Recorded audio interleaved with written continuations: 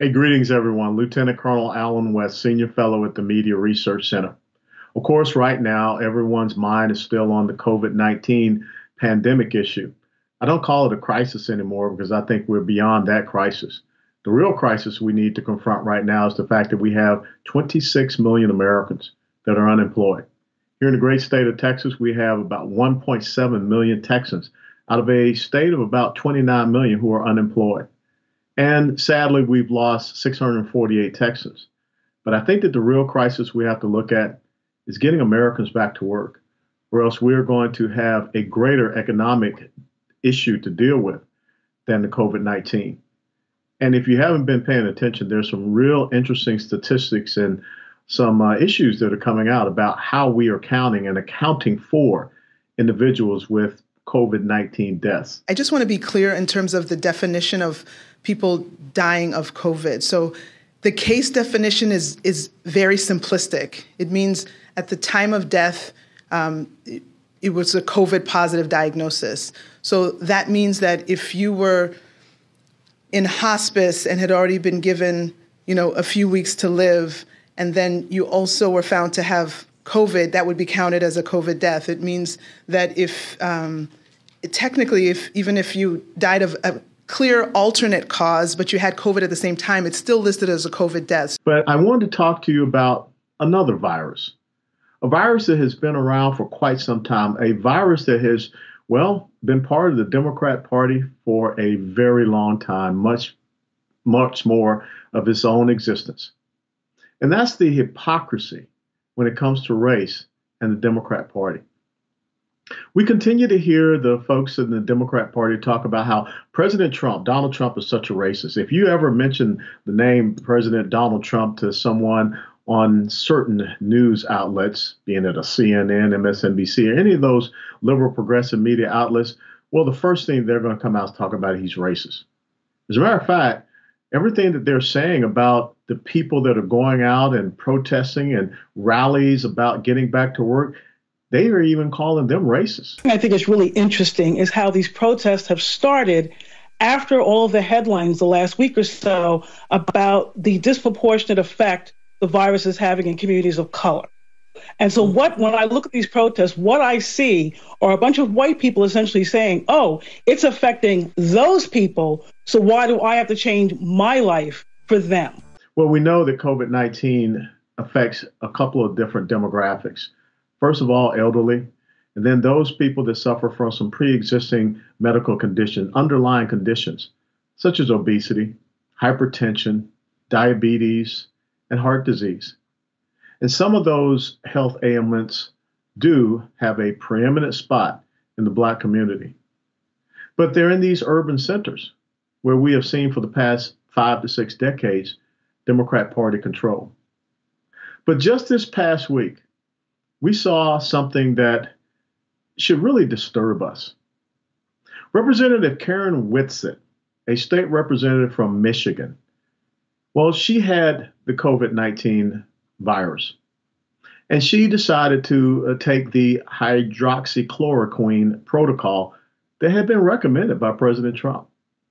And lo and behold, there she was, sitting in the White House to the left of President Trump, talking about her experiences with COVID-19 and how the hydroxychloroquine protocol had helped her get past it. And I sincerely appreciate that, because had you not brought this to the forefront of the HQ, of being able to put this out here, I wouldn't be here today to even have this conversation with you and to be able to talk about the needs of Detroit and talk about the people who really need this.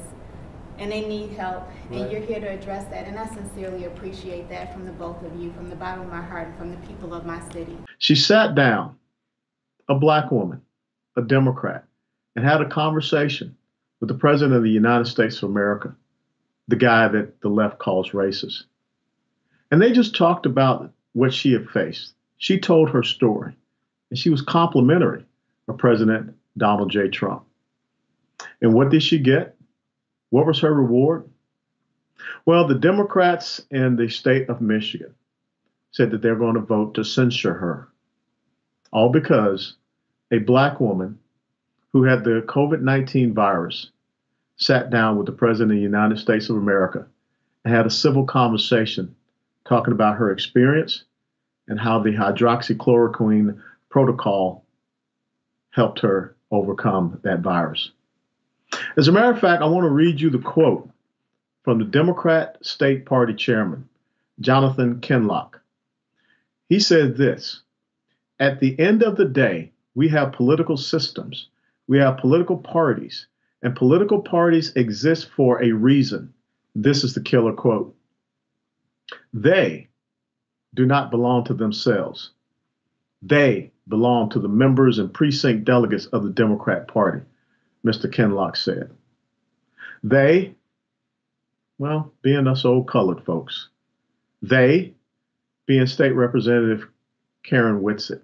I did not know that saying thank you had a political line. I didn't know that. I thought just saying thank you meant thank you.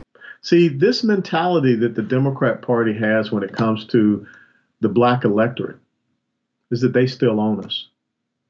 Not me, because I decided to leave their economic plantation. But think about what is also happening down in the state of Georgia, where State Representative Vernon Jones decided to endorse President Trump, you know, the guy that they call the racist. Hello, America. This is Vernon Jones, and I'm a proud member of the Georgia House of Representatives. But I've also been a lifelong Democrat, too. But today, I've announced my support and endorsement of Donald J. Trump's campaign re-election. Because of his policies have proven so beneficial to the black community, the low unemployment rate, and that's why we need to get back to work to get that unemployment rate back where it was, the economic opportunity zones, the support to historical black colleges and universities, the criminal justice reform policies that he's put in place. And notice I said criminal justice reform and not criminal release, which is what the Democrat Party likes.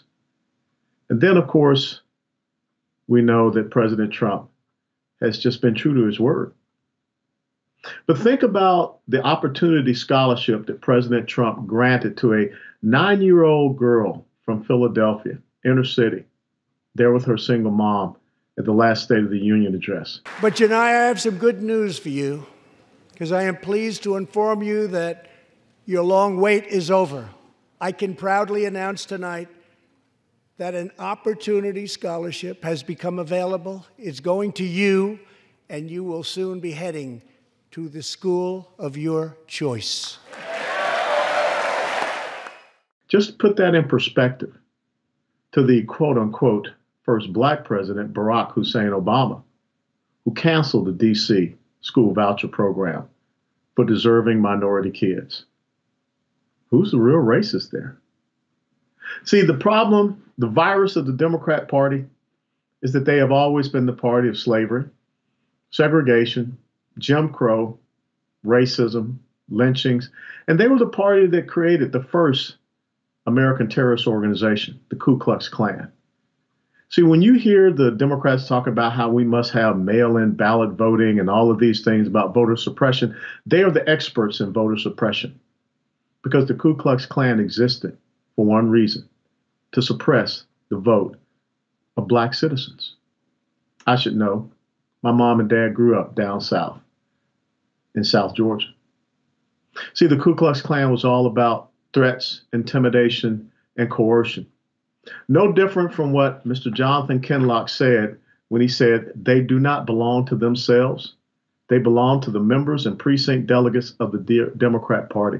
Imagine if there had been a black Republican state representative that endorsed Barack Obama, that met with Barack Obama, said positive things about Barack Obama, and then the Republican Party came back and said they were going to censure that individual. Said that that individual, using this language, they do not belong to themselves. What would be going on these progressive media outlets right now? They would be lambasting Republicans for that. But when it's Democrats, it's business as usual. It's the status quo. There is a virus that is affecting America. That virus is the utter racism of the Democrat Party that believes that people that look like me do not have the right to think for themselves, do not have the right to decide for themselves who best supports their community and who best supports them. See, this economic plantation, it's not harvesting cotton like the plantations of old. It's harvesting votes. And it's votes that are rooted in one thing: the ability to keep an entire community of people economically enslaved to the Democrat Socialist Party. If we are to break that virus, there's already a cure out there. It's called rugged individualism. It's called economic empowerment. And that is the vaccine that we need in the Black community today.